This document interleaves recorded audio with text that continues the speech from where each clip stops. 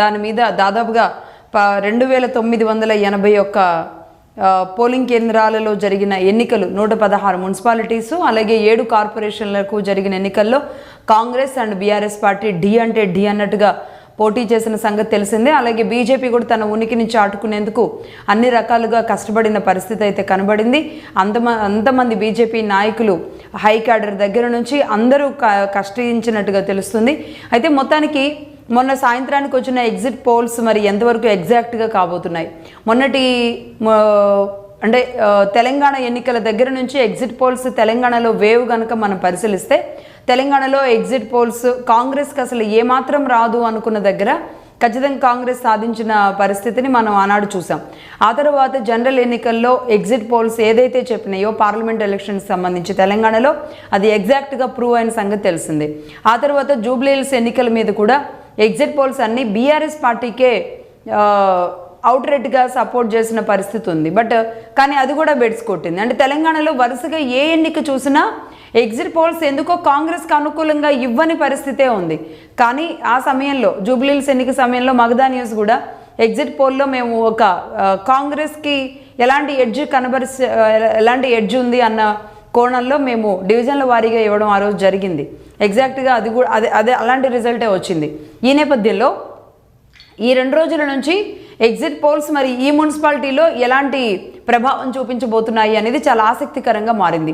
ఎందుకంటే ఇక్కడ కాంగ్రెస్ 68 నుంచి 76 మున్సిపాలిటీస్ని కైవసం చేసుకుంటుంది అనేది ఒక సర్వే చెబుతుంది. అలాగే బీఆర్ఎస్ పార్టీ 29 నుంచి 36 మున్సిపాలిటీస్ని, బీజేపీ 3 నుంచి 5, ఎంఐఎంకి అయితే 0 చూపిస్తుంది, అదర్స్ 8 నుంచి 10 సీట్లు. ఇవన్నీ కూడా 116 మున్సిపాలిటీలకు సంబంధించి కైవసం చేసుకోబోయే స్థానాలుగా మనకు కనబడుతుంది. రైట్. అలాగే పీపుల్స్ పల్స్ చూస్తే కనుక 36% ఓవరాల్గా పర్సంటేజ్ వైజ్ చూస్తే పీపుల్స్ పల్స్ వాళ్ళు ఇచ్చింది కాంగ్రెస్ 36%, అలాగే బీఆర్ఎస్ 29.7, బీజేపీ 19.3, ఎంఐఎం 2%. అలాగే కాంగ్రెస్ హవానే కనబరిచేలా కనబడుతుంది. నిజామాబాద్ అండ్ ఆదిలాబాద్ లాంటి చోట మాత్రం బీజేపీ ఉనికి కనబడుతుంది. ఇక మిగతా అంతా బీఆర్ఎస్ వైపు అయితే మొగ్గు చూపుతుంది. సో మొత్తంగా 2 పార్టీలకి ఎగ్జిట్ పోల్స్ ఇస్తున్న డిఫరెన్స్ అయితే దాదాపుగా ఒక 6%, 5 to 6% డిఫరెన్స్ అనేది కనబడుతున్న పరిస్థితి ఉంది. మరి కౌంటింగ్ కూడా ప్రారంభమైంది. కౌంటింగ్కి సంబంధించిన అప్డేట్స్ కూడా మనం చూద్దాం. దాదాపుగా మధ్యాహ్నం 12 గంటల లోపుగానే రిజల్ట్ వచ్చే అవకాశాలు కూడా కనబడుతున్నాయి.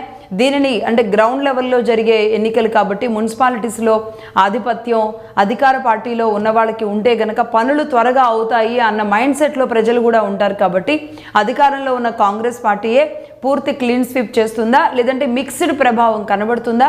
ఎగ్జిట్ పోల్స్ ఎగ్జాక్ట్గా ఎలా ఉండబోతున్నాయి? ఇలాంటి ఎన్నో ఆసక్తికరంగా అయితే మున్సిపాలిటీ ఎన్నికల్లో ఉన్నాయి. అలాగే ఎస్ఈసి కూడా తీవ్రంగా కసరత్తు చేస్తుంది.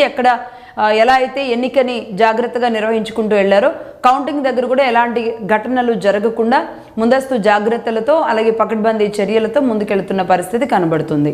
రైట్. దీనికి సంబంధించిన అప్డేట్స్ మగధా న్యూస్లో ప్రసారం అవుతూనే ఉంటాయి. ఇప్పుడు చిన్న బ్రేక్ తీసుకుందాం. బ్రేక్ తర్వాత డిబేట్లోకి వెళదాం.